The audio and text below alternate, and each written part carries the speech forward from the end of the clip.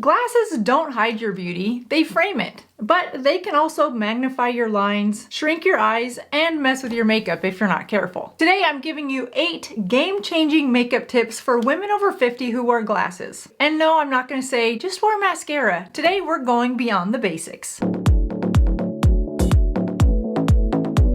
If you're new here, hi, I'm Jody, I'm 55, and let's just be midlife beauty besties because I love sharing makeup information with you guys, and when I read the comments, you also share some really good tips with me. So if you've got a good makeup tip or 2 or 3 that you have learned along the way because of the way you've applied your makeup with glasses, leave that down below in the comments. Also, what's your biggest concern when it comes to wearing makeup with glasses? The first thing to understand is to know your lens type. If your glasses are magnified for farsightedness, they will tend to magnify everything that someone sees when they look through your glasses. So in that case, less is more. Skip thick eyeliner and clunky mascara. Instead, go for soft lines and fluttery lashes. If your glasses are for nearsightedness, they'll tend to shrink your eyes. If that's the case, you want to tightline your upper waterline, lift your lashes, and brighten just the center of your eye with a little bit of shine. But the kind of glitter that you use on your eyelid,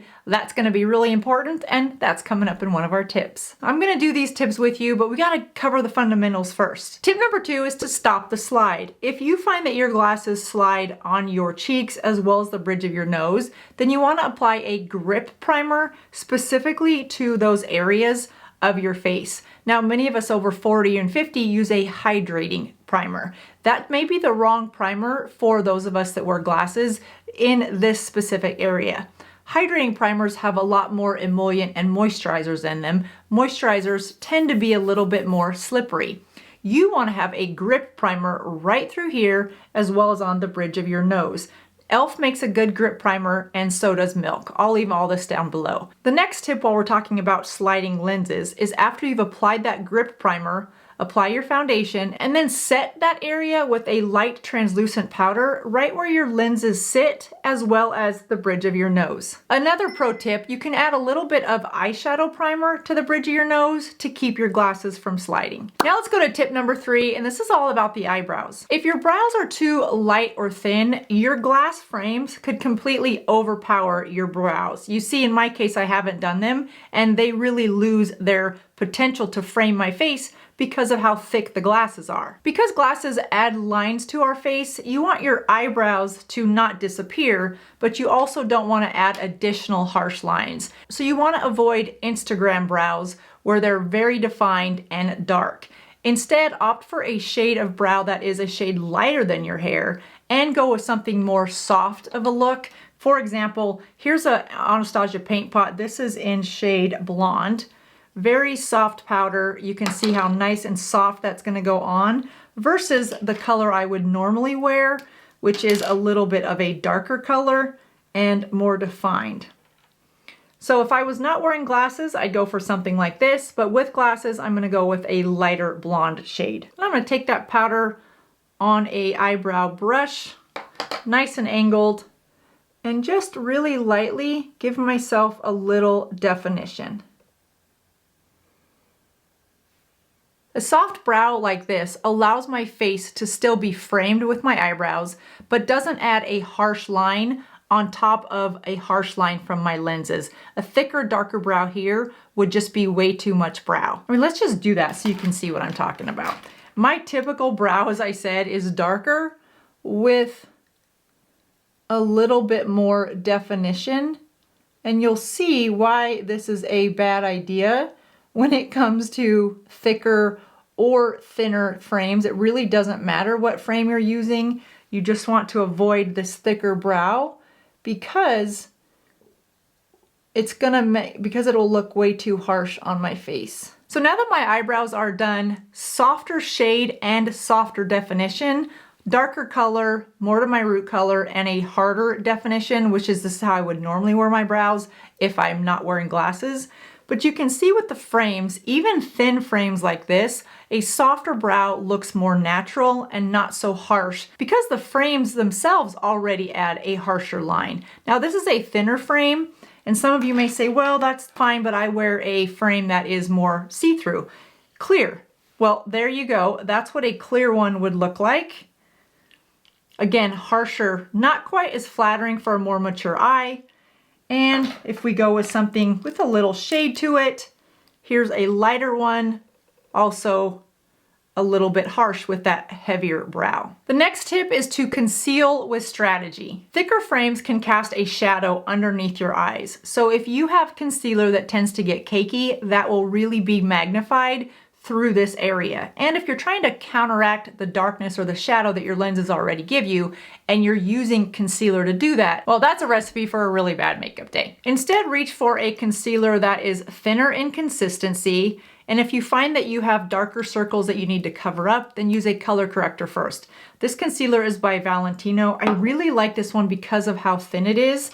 And then you want to apply that concealer only where you really need it. And to do that, I like to take the Kosas Cloud Set setting spray, put a little on my brush, and just really lightly put it where the areas are dark for you. You also want to pay special attention to just that line above where your frame sits, but where you might have some shadowing or some hollowness.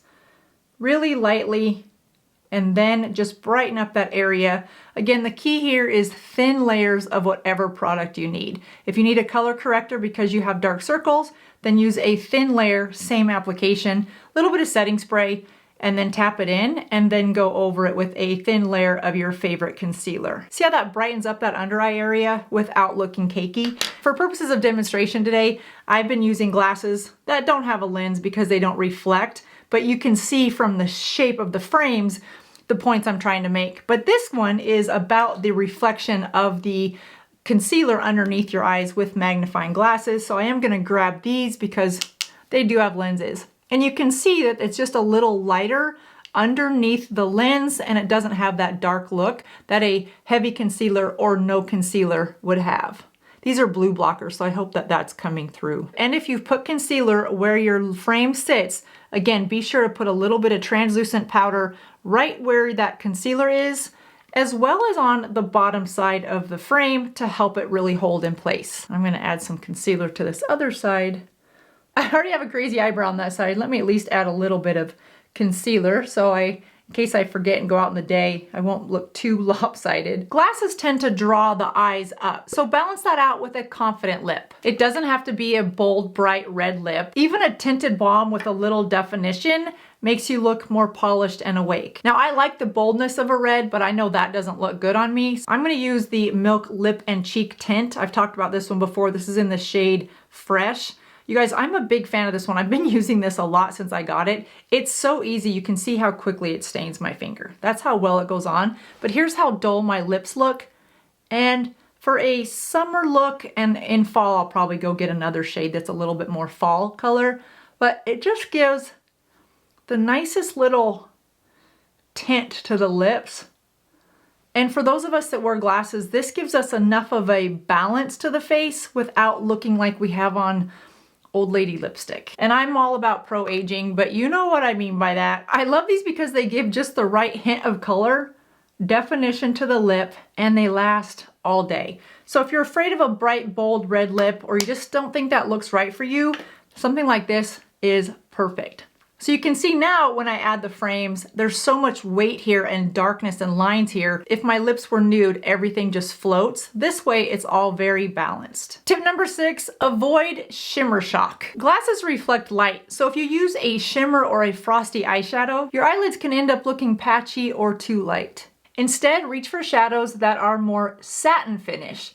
And if you have hooded eyes or droopy eyes, use a matte shade to create a crease so that you have more definition to your eyes behind your lenses. Tip number 7 is lift with blush. For those of us that have more mature skin, if you apply your blush too low, it tends to pull the face down, especially when you add horizontal frames. Instead, place your blush just above where your frames hit your face, and then sweep that up and back.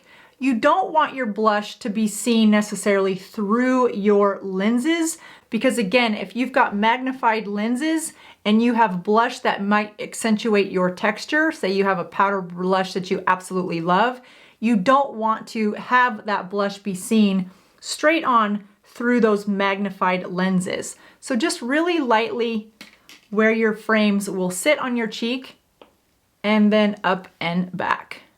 Putting that blush too low on your face or where it can be seen through the glasses gives your face just a heavier, pulled down look. Tip number 8, let's talk about the lashes. If you find that your lashes hit the inside of your lenses, then you want to use an eyelash curler, but you want to go for a soft bend instead of a complete crease in your lashes. You do that by starting at the root of your lashes and then softly squeeze that lash curler from root to tip.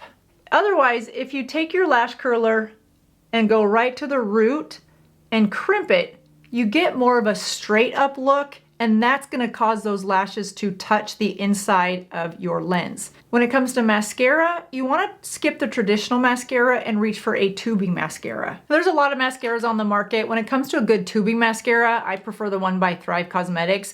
I just find that it doesn't flake. It's great in this humidity, by the way. I don't ever transfer anything underneath my eyes. Again, I'll link all these products down below. You guys, this video is really more about helping you use the makeup that you have to align the look of your glasses and the frames with the makeup that you have using the features that you want to accentuate. All right, tip number 9. I know I said 8, but I want to give you guys an extra one. Tip number 9 is to highlight wisely. Highlighter can work against you if it's placed underneath your frames because it has a tendency to look oily. Instead, add a touch of highlighter to your upper temples for an instant lift, glow, and glare-free look. Also add just a little bit of cream highlighter to the inner corner of your eye, giving your whole eye area a little more glow without looking like the Tin Man from Wizard of Oz. So you can see how just a few adjustments in the shade of your eyebrow pencil and then the placement of the makeup can really have a big impact on our more mature skin. And I know many of us are wearing glasses now, or maybe you're just starting to need readers. You don't have to do a complete redo of your makeup. Just simply make some adjustments, again, really in that placement and the amount of makeup that you're using. I hope these tips were helpful for you guys. I'm gonna go fix this side of my face because I've got editing to do and that requires me to put on some glasses. I hope this answered many of your questions when it comes to applying makeup with glasses. And if you like this video, be sure to hit that subscribe button because why not? It's completely free. That does it for me today, you guys. I'll see you in just a couple days. Thanks for watching. Bye-bye.